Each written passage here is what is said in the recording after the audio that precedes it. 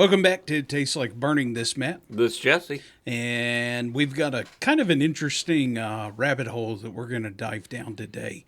And before we get into that, we would appreciate if you ever have any questions, concerns, comments, theories, conjectures, interjections, or postulations. You can always find us there at ittasteslikeburningcast@gmail.com. You can always shoot, particularly Jesse, a message on ITLBcast on Twitter. Or X, whatever you want to call it. Yeah, we've been saying Twitter a long time. Yeah. It's X. I actually like Elon Musk. There goes our one subscriber. And and if you're feeling real froggy, you can find us on Patreon. Do expect some more actual live streams kind of coming down the pike as we continue down this weird and frosty journey. Yeah. If you don't know, we did a thing. We had a live stream here, 2 weeks ago? Let's call it 2 weeks ago. Yeah, about 2 weeks ago, and it was good. It was definitely cool. Lots of room for improvement, but we knew that. We kind of first out of the gate for us, but it was fun. But we also did some other cool, fun new thing, didn't we? Yeah, it's kind of hard to describe. So I'm on NVFC a lot, and I personally think there's a lot of really good information on NVFC, but particularly their gosh, what is the official name of that? It's their Volunteer Voices Forum. Volunteer Voices Forum. There's some really, really smart people on there, and they give a lot of just personal experience examples, and just reference. And then sometimes you'll just have an open-ended thread where you end up just having a discussion. And every single discussion I've ever had on there's just been honestly good. It's not like Reddit or X or YouTube comments where you're kind of really rolling over and exposing your yellow underbelly and have the potential to just get eaten alive by the crowd. It's I've seen some really good comments on there. Well, it's Reddit minus all the negative comments, right? Right. I would say Reddit without stupid. Yeah. Which is hard to believe. And the best thing about the forum is that it's nationwide. So when you're going to be getting a perspective, yeah, it could very well be from your neighboring department, or it could be from New Hampshire or Alaska or Hawaii or Florida or whatever. So you really do get a good advantage of having an opinion, a discussion, an idea being filtered through a lot of different just perspectives and experience. And one of the things that I did, it was a while ago now, probably a month and a half ago, I'd posted on the forum. I said, hey, why don't we just have a recruiting and retention open forum roundtable? Took me, to my detriment, a little while to get it organized, but we finally got it up. And coming out of it, it was really awesome, but also the classic Jeff Foxworthy, here's your sign. There was some very, very common discussion points coming out of that. And they were primarily focused on SOPs, SOGs, department communication, recruiting, retention, what everyone was doing for their own organization. Ultimately, the discussion kind of really revolved around the modernization of your organization to figure out how to be have the ability to recruit every prospective new recruit that you would have, and ultimately bridging the generational gap. Particularly the SOPs, SOGs, internal communications, and bridging the generational gap in the organizations. This was a real common theme across every department that had participated in our roundtable. Yeah, and I think a lot of that generational gap, and one of my takeaways was that much to my disbelief, truly revolves more around technology than I would have ever thought it would. Like, there's this rejection of technology that with the older folks that's actually kind of weird. Like, it makes no sense. You know, we're going to continue to use the sextant and the abacus because that's the way we did it when we formed the department, and your newfangled phone map is not a thing. Or right. Well, in coming off of our roundtable discussion, we'd gotten an email, and it was basically this department was wanting to integrate some new technologies specifically for mapping in their district, and they were catching a little resistance with their older members on it. Well, at the end of the day, I mean, at face value, I get it. Your older members, they know the district inside and out, and they're going to see anything new hanging off a mirror or being mounted to a dash in a truck is nothing but a diversion, a distraction, and possibly in your field of sight for when you're driving. Meanwhile, your new members, they don't know where the hell they're at. Or where they're going. But at least they don't know what they're doing. Right. But they're there. Yeah. Eventually. And you wonder why they all fail and wash out, right? Right. You know, it goes into that whole thought process of if you set them up for failure, they're going to fail. It's guaranteed. You're just guaranteeing failure out the gate. We live in a small town. I was probably on our department for 5 years before I truly knew my district. And it's simple. It's got, for a lack of better words, 2 main roads, one east-west, one north-south. For the most part, all the street grid is in squares. There's nothing too frosty or wild in there. But it took me 5 years to actually figure out my district and the roads. And that is as a very active member. Well, and I'm going to throw this out there. I've been here almost 5 years. I don't know the district.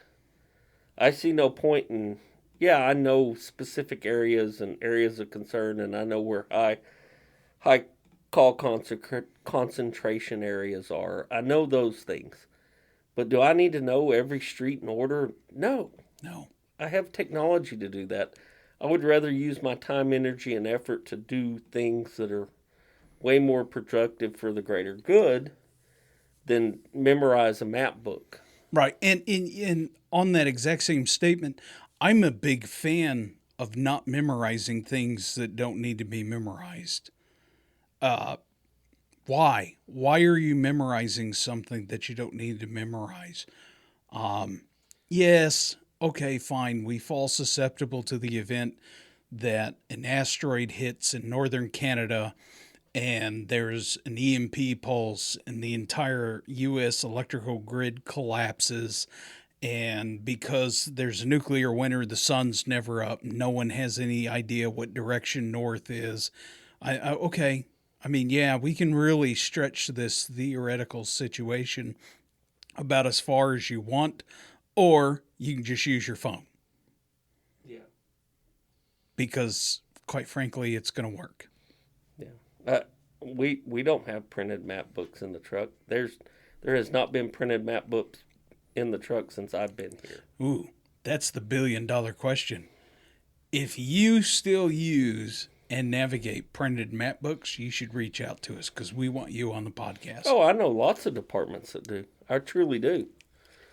Now they're used because the person can't see over the dash, or the seat needs to wedge up on the one side, or stuff like that. They're not used for navigation, but they're still in the trucks. Well, yeah, but there's a difference between using it as a But napkin. they're using it. Yeah, it's back scratch. Well, one thing that came out of this discussion, and me and Jesse were just kind of cussing and discussing this, is while we were doing our roundtable, and a quick shout out to SFFMA for helping us host our roundtable. One thing that came out of it was kind of a lot of people had questions while we were in about halfway through the roundtable Zoom meeting. Was, who are you? Where'd this come from? What are you doing? Kind of confusion. And I get it. We were just pretty vague on this deal. Yeah. It was pretty vague. And it was, and purposely so. Right. And it's the question I have for people out there is, would there be an interest in a theoretical monthly, quarterly, just open roundtable discussion on a place where you can show up to and just ask a question, or have a thought, or try and bounce an idea off of someone? I think there's a need for that, just based off of our little roundtable that we had. And it's not just based on a regional thing, because we ended up having Texas, Idaho, Oregon, New Hampshire, New York, and I'm pretty sure there was Georgia, Carolinas in there also. Yeah. So it was nationwide, and there was still kind of the common theme. And the irony in this is that the common theme went from very, very, very small fire departments to, quite frankly, pretty large. One of the bigger departments that we had talked to don't quote me, I think it was 225 members. Something like that. She said over 200, so. Yeah. And for me, one, I just find it fascinating to interact with other departments in other states. And it's funny that we all have the same problem. Yeah. Yeah. And it's also funny to me and strange that how different states and different areas deal with common things like certification and what standards they use. And, there's a week's worth of discussion on that. It's so all over the place. And, whether they're farming it out to IFSAC or whatever, that they're considering their certification vehicle to get there. It's different how every state's handling it. And some of this stuff, like, you get into some of these states, and I think it was Idaho, where it's like, it was all IFSAC. Was it Idaho? Idaho was all IFSAC, and there's 3 people in the entire state that can do the certification. Yeah. Which is what? kind of crazy if you're not in Boise or whatever, Yeah, I mean, okay, let's go down the rabbit hole for half a second. I challenge you to name more than Boise or Pocatello for 2 other big cities in Idaho. Go. There's not. So, and I'm a geography there's nut. Russet and Golden and Coeur d'Alene. The purple fingerling potato. Yeah. What, I don't know what else comes from there, but I literally can only name 3 career departments in Idaho, and I'm sure there's more than 3. But again, Pocatello, Boise, and Coeur d'Alene. That's it. And I don't even know if Coeur d'Alene's a career department. I just know that Chief Lasky was up there, so they've got to be at least combination. Yeah, or at least large enough to want to have Lasky. But Coeur d'Alene's only 6,000 people. Yeah. I know that number. Yeah, So I mean, there's only one airport where you're going to get flight service into Idaho, and that's going to be in Boise. I'm going to go to the Googler real quick because I want to see the population of Idaho. Yeah, well, it's all ag land, and 1.9 million. yeah, Let me do a population density map. yeah, it's relatively scarcely populated as far as like if you're talking about Texas and there's more than 10 million people in the DFW area that includes us. So, without truly diving down the rabbit hole, all I'll tell you is that the vast majority of the state is this dark green, and it is less than one person per square mile. There is 1, 2, 3, 4, 5, 6, 7. That's got to be where Boise's at. Yeah. 8, 9. There is 9 pin drops that are greater than 5,000 per square mile in the entire state of a 1.9 million square mile state. So, yeah, 3 people for that whole state. And Texas technically has 2 entities, SFFMA for the volunteers, TCFP for the career, for certification routes. Yeah. So, and umpteen jillion schools and right. colleges and everything else. So Right, because every VFD could have their own program theoretically through SFFMA. Yeah. And if you don't have one, do it. Yeah, it's completely different. And Idaho's a big state. I mean, there's a lot of square miles there. It's not Rhode Island. It's huge. It's not Texas big, but it's not far under. I mean, it's going to fall into all those western states are huge geographically. Like, I mean, California, any of those. You know, though, actually, California is a good example of that because California is going to be dominated by their major cities. Mm-hmm. Yeah, 90% of the population lives on the coastline. Yeah, and then you get out in the desert and it's just onesie-twosies or in the true mountains. Yeah. Both sets. Yeah. Yeah, I don't know. You know, as me and Jesse were sitting here talking, I think there's a need for a place for organizations to go to just ask a question. And it's not that they don't know what they're doing. That is not the point I'm making. The point I'm making is, well, you have a little self-doubt, right, or it's truly uncharted territory, or well, and this is a conversation that I've had with Jesse, is that there's certain things that we have here with our organization where I do not know what to do. I don't have a reference. I don't know who to ask. And this is where NVFC and SFFMA come in. Because eventually, one way or another, I'm going to find another organization that's at least comparable or is at least having the same problem. Or has tried, or has some ideas. Right. Or. Because it goes all over the place into a whole realm of stuff. Like, if you're Matt and I, and you truly believe that volunteerism isn't dead, and I can show you countless examples of, I mean, that there's a department on Long Island with 200 members. I mean, it's not dead. Like, that's not a thing. And if you're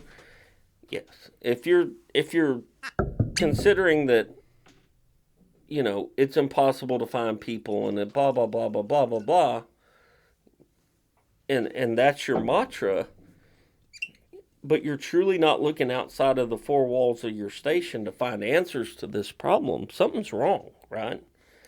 I would think so. And, you know, we always hear that, these new guys, the new generation's too weak, and the blah blah blah blah blah. But what was that meme I showed you earlier today? Oh If God, you think I'm that gonna pull it up. 50 years ago the the modern generation's too stupid or whatever, Yeah, or the old guys are too stupid. give me 1 second. I'll pull it up. It was funny. So, quote, if you think you're smarter than the previous generation, 50 years ago, the owner manual of the car showed you how to adjust the valves.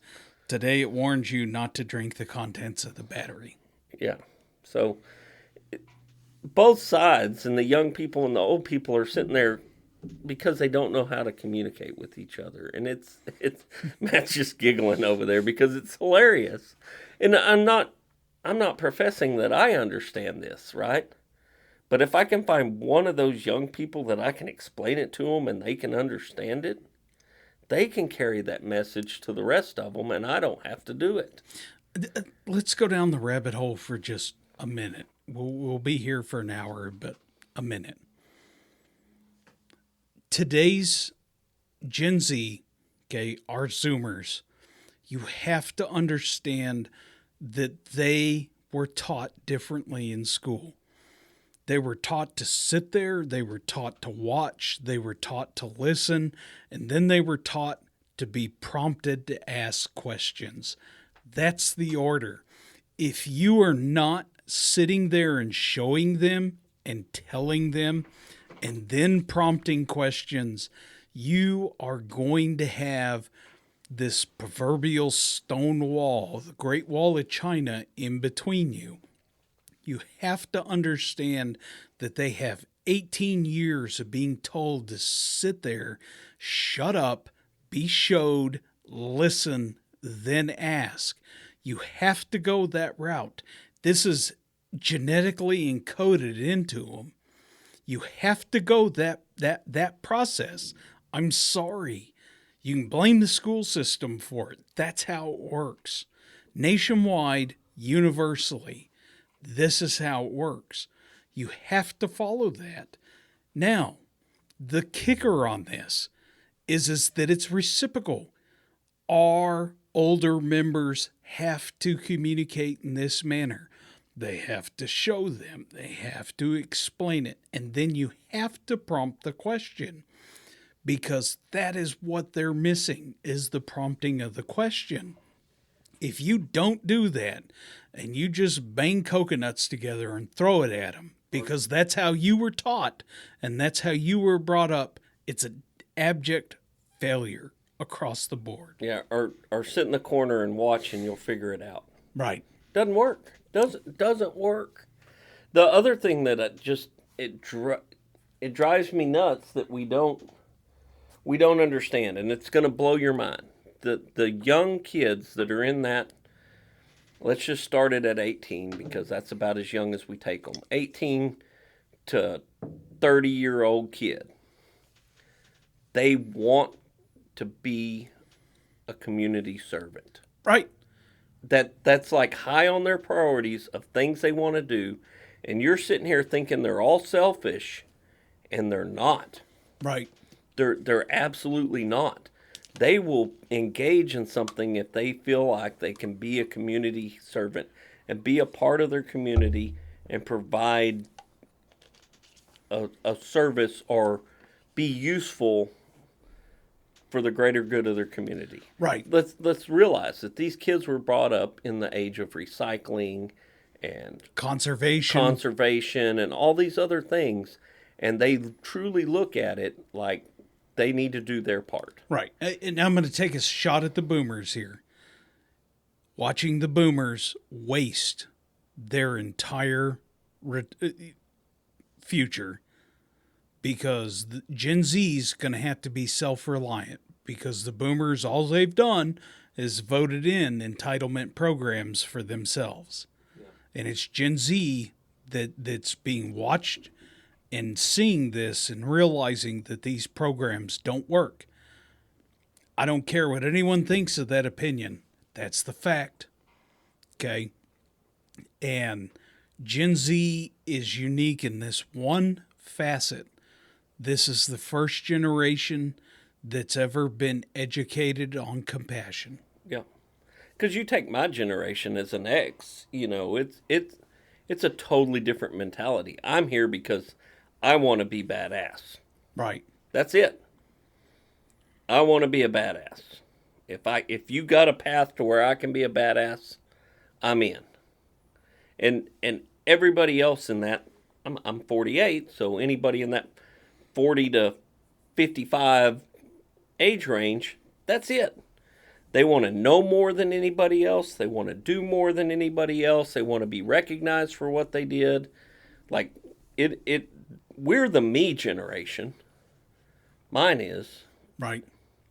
They're the us as a whole generation. And the boomers are the flat, just obtrusive and stand on principle and my grandpa did it this way kind of deal. Like they're holding on to the past at an exceedingly large rate. Right. But it was their grandfathers that fought the wars. Yeah. Now, that's no shot at our Vietnam brethren. No, okay? no. So don't get all fiery on me, okay? But bringing back the discussion, it's just the fact of the matter is this. We have technology available to us that was never available to, to put it in terms, the greatest generation ever, they never had this technology. Oh, no. The boomers never had this technology. Gen X didn't have the technology. Now, me, unfortunately, and I'm a millennial, barely, but I'm a millennial. We got to see the technology change. When I was a kid, I literally had a rabbit ears TV, and I didn't have internet until my freshman year of college. Okay? To say that things changed from when I was a kid in the 80s, a teenager in the 90s, and a college student in 2000 is a slight understatement. There was a landslide happening there. We didn't realize it because we called it the 90s, and the 90s were awesome. And I'll fight anyone over that. And what happened is that the next generation up, the Zoomers, this is post 9/11. This is post Hurricane Katrina. This is post 2008 financial crisis. This is post COVID. And they are now just getting the privilege of trying to go to college or entering the workforce. But they have this massive amount of technology available at their fingertips. And we're talking about farm kids that are running their tractors on their phone. To say that there's not a difference is misinformed. And I think that's just being generous saying it that way. Yeah. No, the stuff that they take for granted and know is things that we had to struggle with to even be able to use. And because of that, the fact of the matter is that the way those people communicate is different. And I think that's a common theme in this is it's just, you got to realize that they don't communicate the way you do. They don't look at your bulletin board. No. Or your objectives, or your PowerPoint, or your email. That's just the truth. Yeah, it's different. But it's all workable. Like you're not taking a big leap in any direction to be able to encompass all these things into your plan of how you communicate within your department. Well, and to kind of highlight that, I'm going to segue for a second, but this is true across the board. So one thing that me and Jesse have talked about is trying to get away from lists of saying, the classic self-help book, do these 12 things and then everything's all better. I think for us, and the one thing that's missing today is our ability to say, we tried this is where we found success, and this is where we found failure.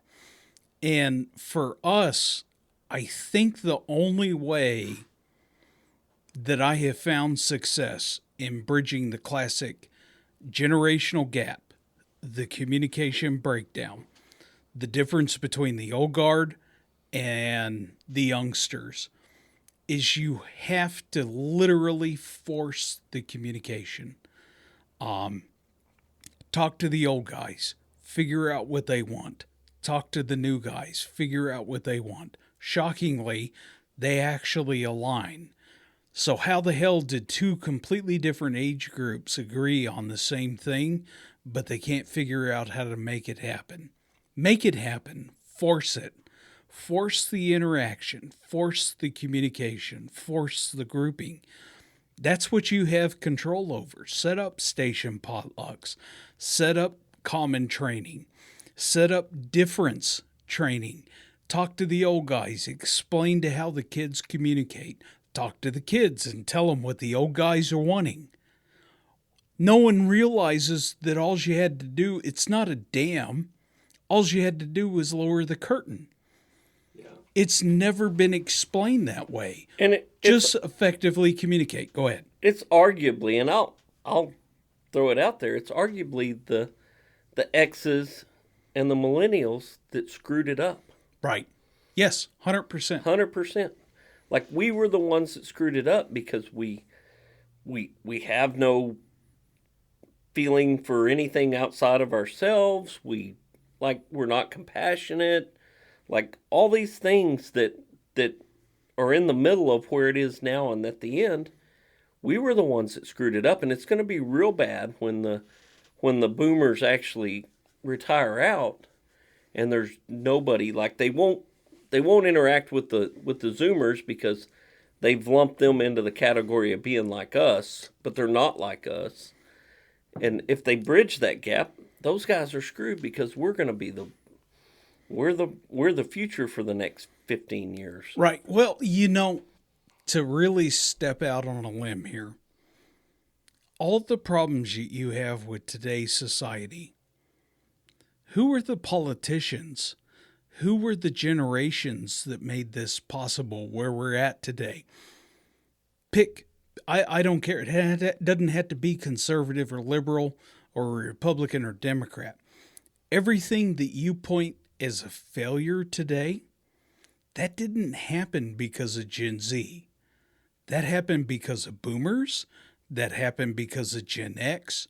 And that happened because of the millennials.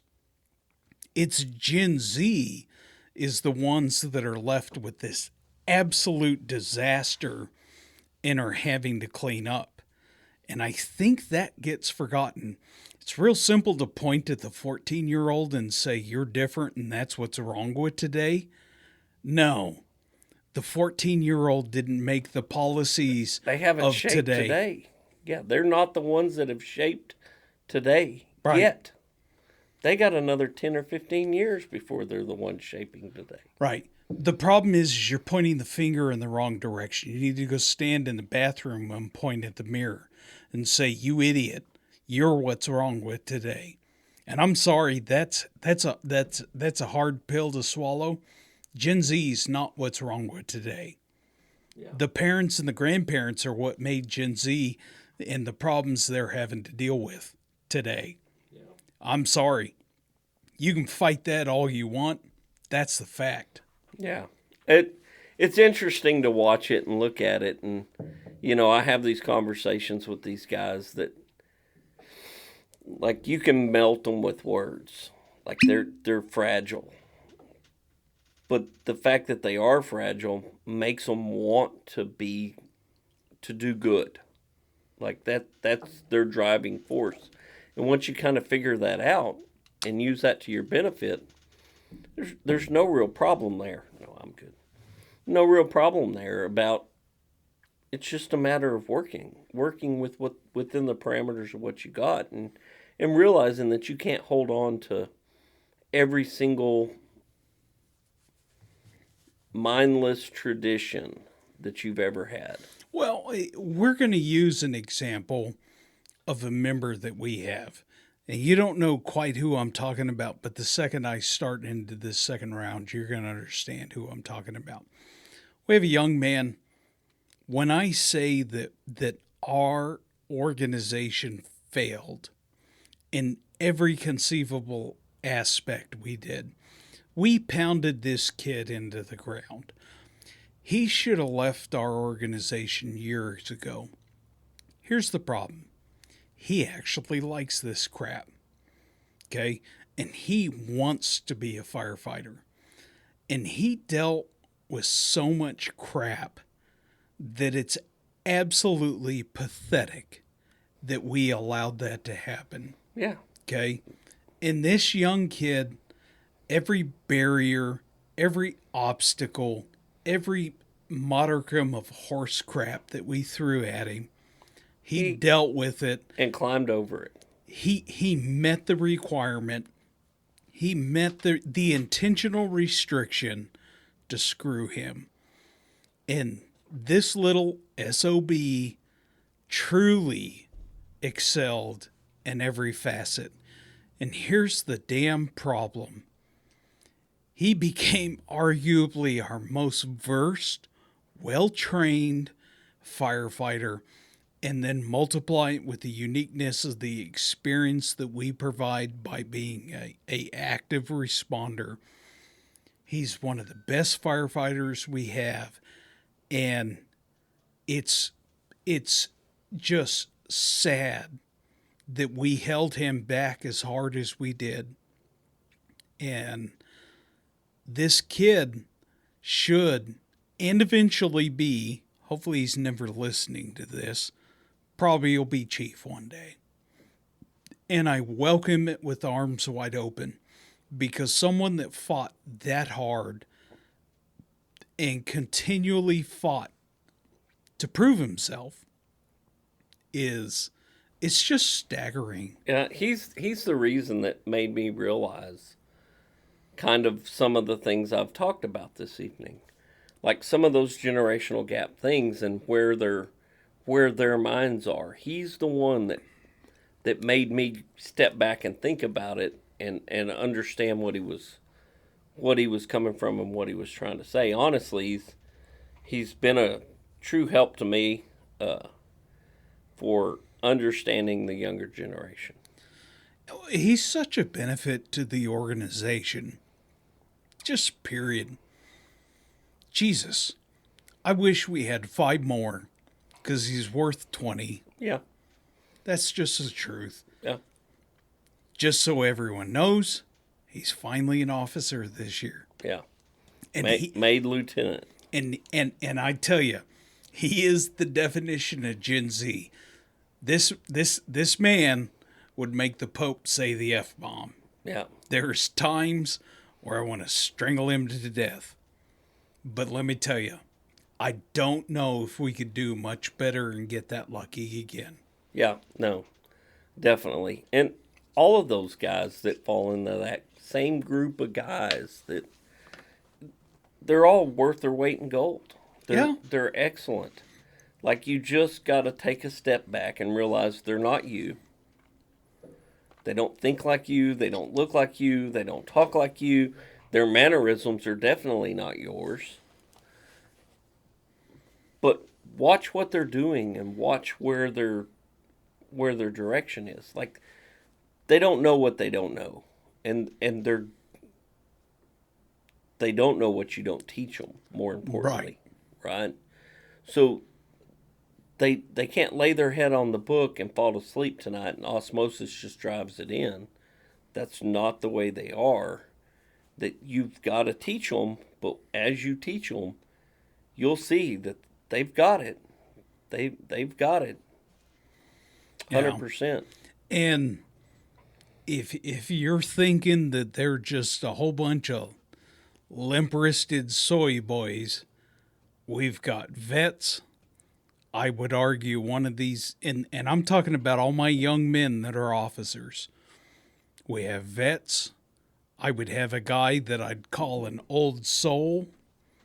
The classic Zoomer, dreamers, and achievers. Yeah, I'm just dirty, rotten, spoiled by our lieutenants. And because of my generation, and particularly the way I was raised, I'm not good at saying thank you. All I can tell you is that I'm so lucky to have these guys because the next generation coming up, quite frankly, is exponentially better than me. Yeah, no doubts. And I want to bounce back in, and we veered off quite a ways there, but it was good. I want to venture back into the hey, do we want to continue this Zoom / whatever thing? So my thought is that, you know, if some larger organization doesn't want to partake in this or host it or whatever, that we take that responsibility on as It Tastes Like Burning podcast, right? And sure, we would use that the recording of that as a more content that we could put out for later reference and all the things that go along with that. But y'all need to let us know what path do we need to try to go down on this. And you know, we could do anything from a Patreon thing to where, you know, sure, it costs you $5 a month or whatever to be a part of it, and that helps kind of offset some of the costs. Because believe me, this podcast is not a revenue center. This podcast costs a lot of money to put up, and as we grow, the more it costs. Right? We're not Demolition Ranch on YouTube. We're not Mr. Beast. We're not these people that are raking in money for the content that we're producing. The content that we're producing is because we feel like it's important and we want to do it. So give us that shout on the email. Let us know what the kind of consensus is of how we should take this forward. I would like to see it be something that does get carried forward. We never thought when we started this podcast that 2 years later, we're coming up on 2 years. March 26th will be 2 years. Close. Yeah. Yeah. So we're coming up on that 2-year anniversary. We never thought. We thought we might do like 10 episodes or 5 episodes, and then we'd move on from it. But the reaction has been worth it, right? The recognition and the reaction and the people that have genuine interest has made it worth it. We definitely have international people that follow this podcast from Europe, Asia, Australia, South America. Like, we cover all the continents, except for Antarctica. We don't have any Antarctica. It's kind of weird, but maybe their pipes are frozen. So it's hard to make things burn when it's 700 below zero, right? But we have this response all over the globe of people that are listening, and it just makes me think that maybe we're resonating a little bit with some folks, and it's good for us to hear back from you that, you know, hey, that mattered and that was good, and I think you guys are idiots or whatever, right? It is what it is, and any feedback's good feedback in my mind. You know, go on the YouTube and thumbs down all the videos. It's fine. Works the same as a thumbs up. Right. So just let us know. What do you got there, Matt? Oh, I have an email that I'm going to share with you afterwards that's awesome. Awesome emails. So we're getting that mark on wrapping this up time. You want to wrap it up? Yeah, at the end of the day, the real discussion here is anyone interested in having like kind of a community open forum, request, discussion point? I'll poke at SFFMA and NVFC and see what we can get on the back end. But I think there's a need for just organizations to ask a question. What if? How about? Has anyone tried? In the event of, just it's an open meeting to just have a discussion. And I'll even throw out there, if you've got this thing that you're doing that is like, we're doing this and it is phenomenal and nobody's listening to us and nobody else is trying it, hit us up. We'll have you on the podcast. Yeah. Like, we can shut up for long enough for you to explain what the heck's going on. Like, it's possible. And it's hard. There's a good chance we're going to give you the exactly wrong piece of advice, but by God, it's going to sound good. Yeah. So, by all means, this is less about our fire department and what we're doing than it is about just having good ideas. Well, and again, it comes down to the basis of what we created this podcast over. Volunteer departments having a place to just find a buddy, for lack of better words. Yeah. Who can we go through? Who can we ask a question? Is there anyone else suffering? Yeah. And yes, the answer is yes. And I'll tell you, off of that little round table that we had, you'd be shocked. You'd be shocked at how many other organizations have the same problems as you. Nationwide, we all have a common theme. Jesse, we could keep talking for hours and hours. Do you have anything else you'd like to add? No, I'm good. Okay. Well, I'll give you the wrap up real quick. If anything stimulated you in this massive podcast that we had, you can reach us at ittasteslikeburningcast at gmail.com. You can also reach us at ITLBcast on X. And if you're feeling particularly froggy, you can go ahead and jump on the Patreon. It Tastes Like Burning Cast on the Patreon, and we'll send you stickers. This is Matt. This is Jesse. Appreciate it. Bye.